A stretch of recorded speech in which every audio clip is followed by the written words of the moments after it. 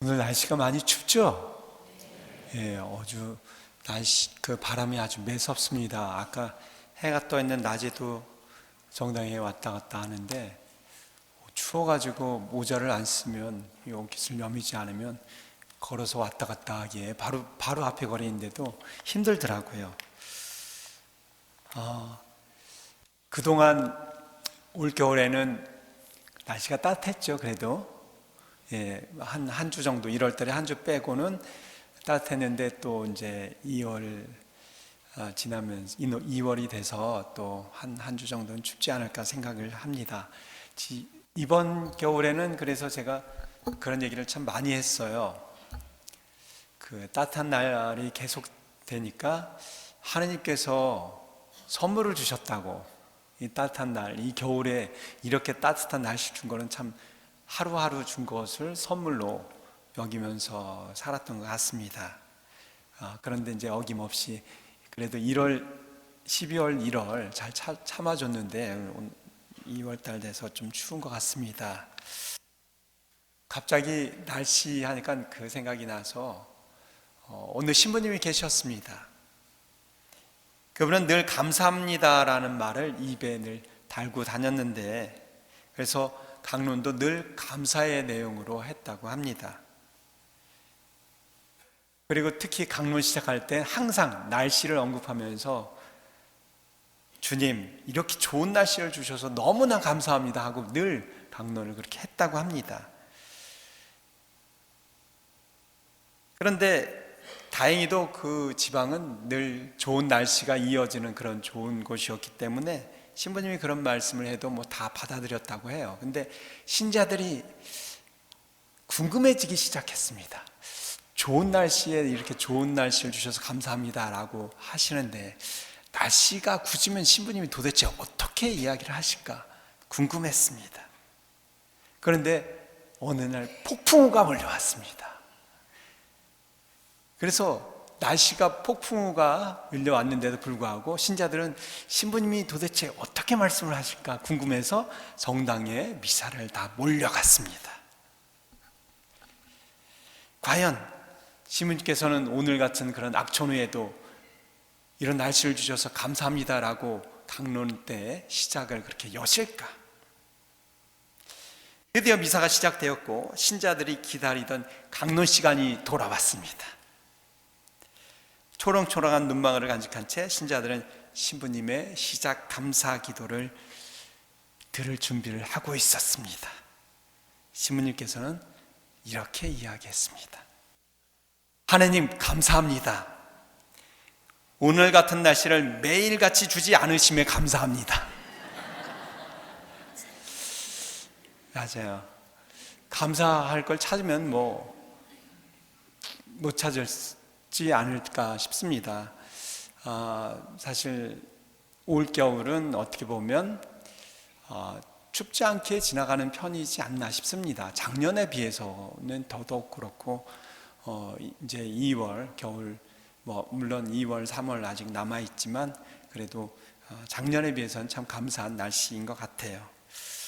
오늘 날씨 이야기를 하면서 오늘은 사실은 한국에서는 설이죠. 보통 기억을 되살려 보면 제수요라고 설하고 항상 이렇게 같은 시즌 때 좀 있는 것 같습니다. 같은 시기. 그래서 어느 때는 설 연휴 때 혹은 설 당일날이 제수요일인 경우도 있었던 것 같습니다. 좀 다행이다 싶어요. 저는 설이 이 설 연휴하고 물론 이제 한국에 있을 때는 설이 연휴하고 겹치면 혹은 설날하고 제수요일 겹치면 금육 관면하느라고 바쁩니다.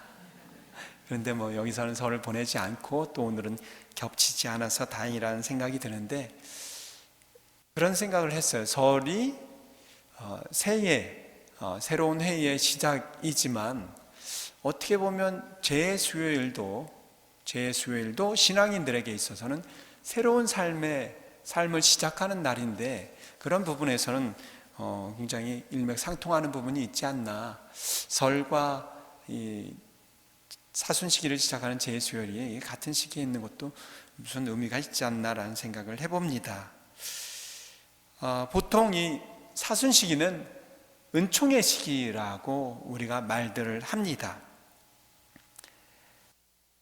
하나님 나라가 다가왔다, 회개하고 이 복음을 믿어라 라고 선포하시는 예수님의 초대에 응답해서 마음을 바꾸고 삶을 고쳐서 하나님께로 돌아서는 회개의 삶의 열매를 맺을 때 이 사순절은 정말 은총의 시기이고 또 부활의 기쁨을 준비하는 그런 기쁨의 시기가 아닐까 싶습니다. 몸과 마음은 기쁨이 아니라 하더라도 기쁨을 준비하는 그런 시기가 되기 때문이죠. 사순절을 시작하는 제 수요일에 우리에게 선포된 복음 말씀은 거짓 회개와 참된 회개의 길이 무엇인지 우리들에게 들려줍니다. 거짓 회개는 위선을 낳고 참된 회개는 구원의 열매를 맺습니다. 예수님께서는 회개를 선포하시면서도 회개한 척 하는 위선적인 외적 표지들을 조심하라고 당부하시죠.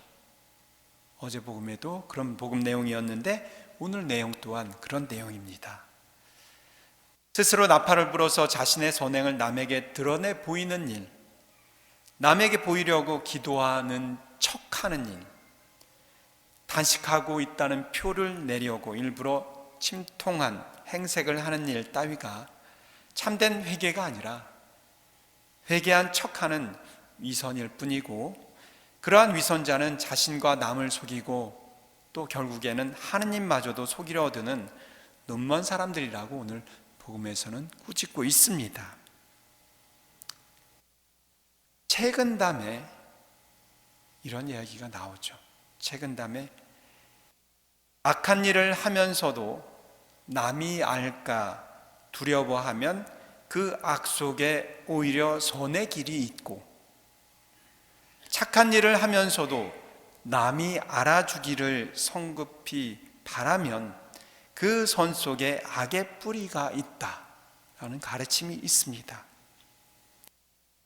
악을 저지르고서 그것이 악한 줄을 알고 남에게 알려질까 두려워하는 것은 아직 얼마쯤 양심이 남아있기 때문에 악하면서도 선으로 향하는 길이 있지만, 선한 일을 하였다 해서 곧 그것을 남이 알아줬으면 하고 바라는 것은 그 마음 속에 벌써 악의 뿌리가 숨어 있는 것이니 그것을 위선이라고 할 수 있는 것이죠. 예수님은 바로 그런 것을 우리들에게 조심하라고 합니다. 특히 신앙인들인 우리들이 조심해야 될 부분이 그것이 아닌가 싶습니다.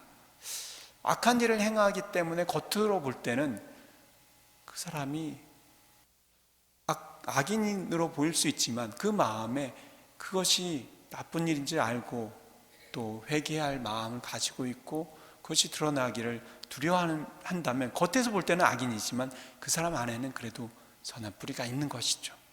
하지만 겉으로 봤을 때 선한 일을 하지만 그 안에 내가 그것을 다른 사람들에게 칭찬을 바라고 그것을 원하고 그런 마음 때문에 마음 상해한다면 오히려 겉으로 봤을 때는 착한 일을 하고 선한 일을 하는 것이지만 그 안에는 어떻게 보면 위선이 담겨져 있다라고 하신 것이죠. 예수님께서는 언제나 위선의 근원과 결과를 준엄하게 폭로하셨고 겉과 속이 다른 위선자들의 거짓을 드러내셨습니다. 죄인을 부르러 오신 예수님은 자신의 죄를 깨닫고 그 죄를 용서 청하는 이들에게 하느님의 용서를 선포하셨습니다. 그러나 자신의 죄를 깨닫지 못하고 스스로 의인인 척하는 사람들의 위선을 폭로하시고 그들의 거짓됨과 완고함을 꾸짖으셨죠. 위선적인 신앙은 형식적인 신앙생활을 낳습니다.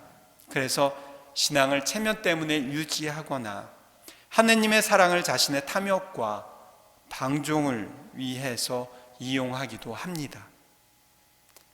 자선과 기도와 단식이라는 이 신앙 행위 자체도 자기를 다른 사람에게 드러내기 위해서 하는 일이어서 거칠에 형식에 빠지고 말기 때문이죠.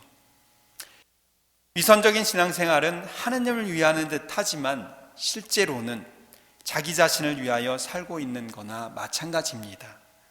결국 자기 자신의 만족을 위해서 하느님마저도 속이려 드는 어리석음으로 말미암아 마음의 눈이 멀게 될 수 있는 것이죠.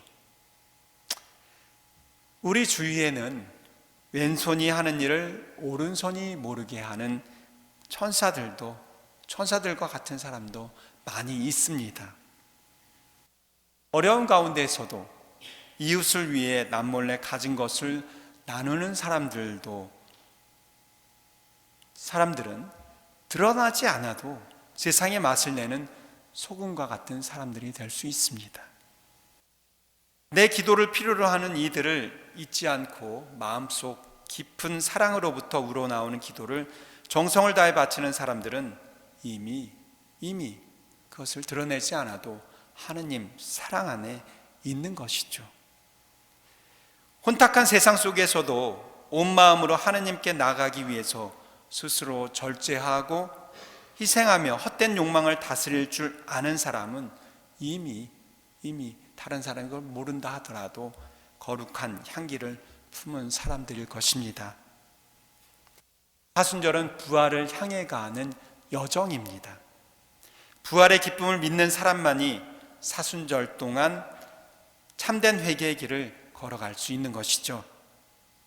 자신을 속이려는 마음을 바로잡고 남을 속이려는 마음을 멈추고 하느님을 속이려는 마음을 돌이켜서 하느님의 사랑에 온전히 나를 의탁할 때 하느님과 이웃과 내 자신과 화해하는 그러한 참된 회개의 삶을 살아갈 수 있을 것입니다.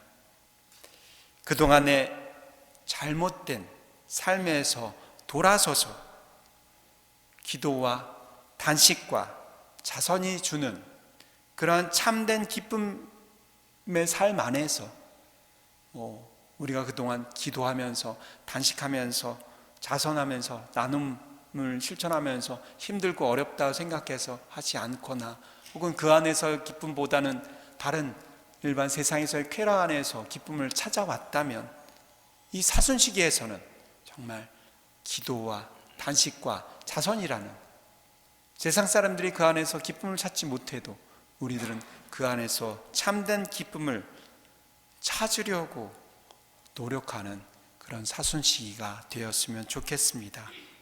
만약 그러한 삶을 사신다면 지금이 바로 그 자비의 때이고 오늘이 바로 구원의 날임을 우리는 알 수 있을 것입니다. 오늘 이제 머리에 죄를 얹게 됩니다.